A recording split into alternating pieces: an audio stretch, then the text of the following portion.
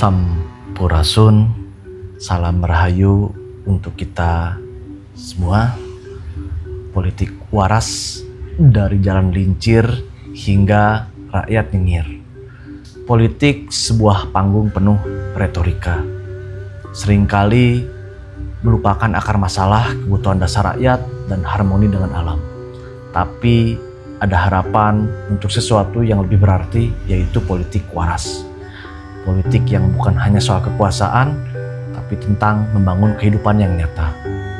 Dari jalan mulus atau jalan lincir, air mengalir atau cai ngalir, perut kenyang atau beteng buncir, hingga senyum tulus rakyat atau rakyat nyengir. Mari kita mulai bicara jalan lincir.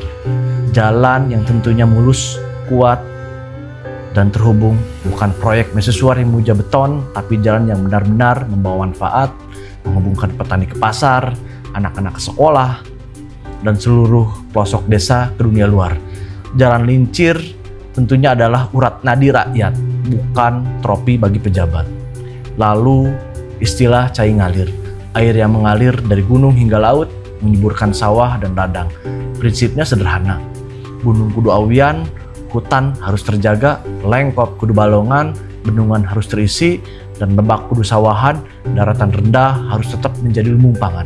Bukan hanya ladang proyek properti, karena ketika air berhenti mengalir, kehidupan pun akan ikut layu.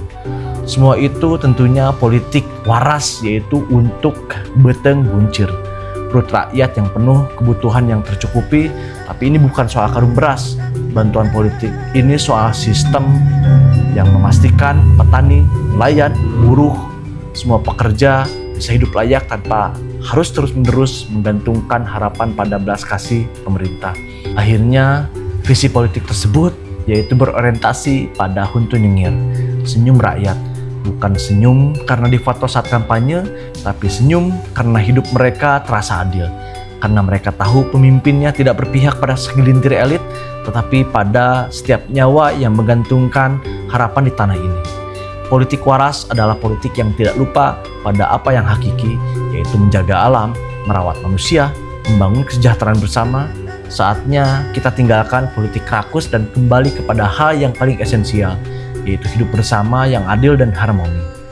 Rahayu, Sagung Dumadi.